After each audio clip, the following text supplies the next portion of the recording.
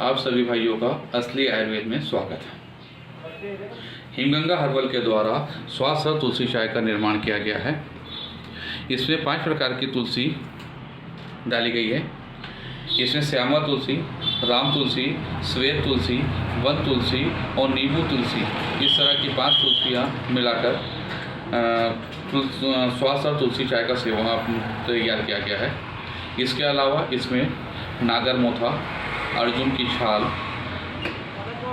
काली मिर्च, सौंठ, लेंडी पिपले, तेजपान पत्ता, अर्जुन की छाल, पुनर्नवा और मकोई को डालकर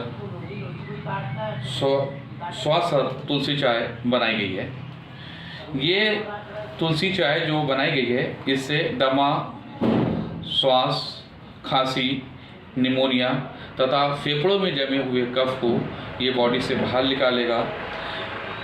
बैक्टीरिया से होने वाले संक्रमण को रोकने में स्वास्थ्य तुलसी चाय एकमात्र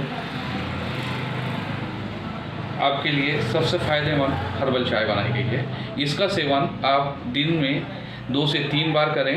रात में सोते समय आपको इसका सेवन जरूर करना है। धन्यवाद।